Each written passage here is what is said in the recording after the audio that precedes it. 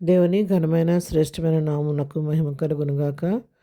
ప్రభునందు ప్రియులారా, మన ప్రభువును రక్షకుడైనటువంటి యేసుక్రీస్తు వారి యొక్క శుభనామంలో మీ అందరికీ నా హృదయపూర్వకమైన శుభములు తెలియజేస్తున్నాను.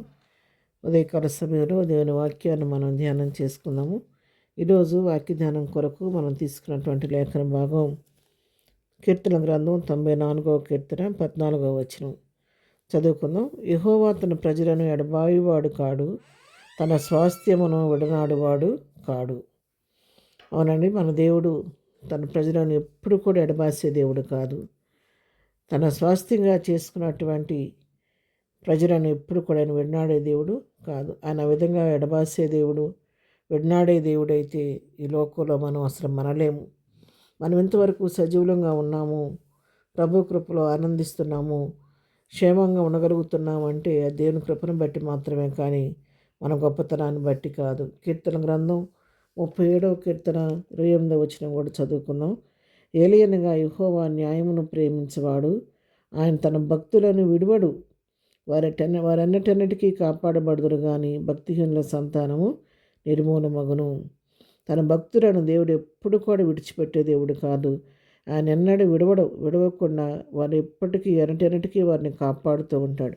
కంటికి రెప్పలాగా మన ప్రభు మనల్ని కాపాడుతూ ఉంటాడు. ఆ విధంగా ప్రభు కాపాడబట్టే మనకు ఎదురవుతున్న ఇన్ని సమస్యల్లో, పరిస్థితుల్లో కూడా మనం ఇంతవరకు క్షేమంగా ఉండగలుగుతున్నాము, మరి మరి సంతోషంగా ఉండగలుగుతున్నాము, సజీవంగా ఉండగలుగుతున్నాము. ఎన్నో ఆపదల నుంచి తప్పించబడుతున్నామంటే దేవుని కృపను బట్టి మాత్రమే.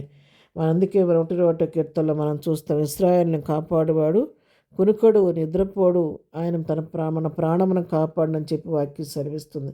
ఆయన దివారాత్రులు కునుకక నిద్రపోక నిన్ను నన్ను ఆయన కాపాడే దేవుడై ఉన్నాడు. రోమాపత్రిక 8వ అధ్యాయంలో కూడా 38వ వచనం మనం చదువుకుంటే, మరణమైనను జీవమైనను దేవదూతలైనను ప్రధానులైనను ఉన్నవైనను రాబోనివైనను అధికారులైనను ఎత్తైనను లోతైనను సృష్టింపబడిన మరి ఏదైనాను మన ప్రభు అయిన క్రీస్తు యేసునందరి దేవుని ప్రేమ నుండి మనలను ఎడబాపనేరమైన రూఢిగా నమ్ముచున్నాను. ఇక్కడ అపోస్తలుడైన పౌలు చెప్తున్నాడు. ఏ పరిస్థితి కావచ్చు, దేవదూతలు కావచ్చు, మరణమైన జీవమైనా కూడా, ఏ పరిస్థితి కూడా మన ప్రభు యొక్క ప్రేమ నుంచి మనం ఎడబాపలేవు. ఎందుకంటే ఆయన మానక ఆయన ప్రేమను మన పట్ల కనపరుస్తూ ఉంటాడు. కాబట్టి ఆయన అన్నడు మన విడువని ఎడబాయిన దేవుడు అని చెప్పి దీన్ని బట్టి మనం తెలుసుకొనిచున్నాం. హెబ్రీయులకు రాసిన పత్రిక మరి 13వ అధ్యాయం 5-6 వచనం చదువుకుందాం. ధనాపేక్ష లేని వారై మీ కలిగిన వాటితో తృప్తి పొంది ఉండడి, నిన్ను ఏమాత్రమునూ విడువను, నిన్ను ఎన్నడను ఎడబాయును అని ఆయనయే చెప్పాను కదా. కాబట్టి ప్రభువు నాకు సహాయుడు, నేను భయపడను, నరమాత్రుడు నాకేమి చేయగలడు అని మంచి ధైర్యంతో చెప్పగలవరమై ఉన్నాము.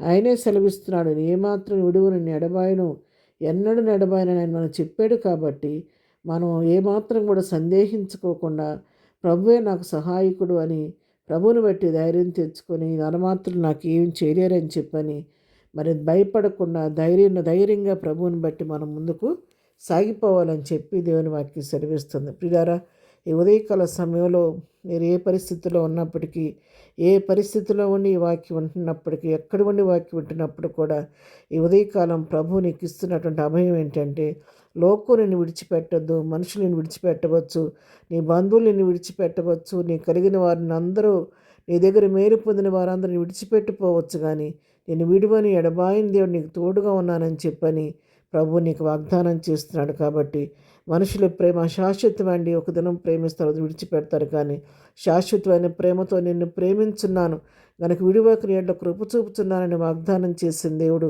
ఎన్నడూ ఎడబాయకుండా, ఆయన మనం విడనాడకుండా కాపాడే దేవుడు. కాబట్టి అటువంటి నమ్మకమైన దేవుని యొక్క సన్నిధికి వెళ్ళి మనకు ప్రతి పరిస్థితికి ఆయన పైన ఆధారపడి ప్రభు యందు నిరీక్షణ ఉంచి ధైర్యంతో కృపాసనం వద్దకు వెళ్ళి భయములన్నీ విడిచిపెట్టి ధైర్యం తెచ్చుకొని ప్రభు నాతో అని చెప్పి నిరీక్షణతో ముందుకు సాగిపోదాం. అలాంటి కృపా ధన్యత ప్రభు మనకందరికీ దయచేయను గాక. ఆమేన్. ప్రార్థన చేసుకుందాం. ప్రేమ కలిగిన తండ్రి, నీ వందనాలు నాయనా. ఉదయకాల సమయంలో మా ప్రియులందరి పక్షంగా నీ సన్నిధికి వస్తున్నాను తండ్రి. ఈ దినం వాక్యం వింటున్న బిడ్డలందరినీ పేరు పేరుని దీవించండి.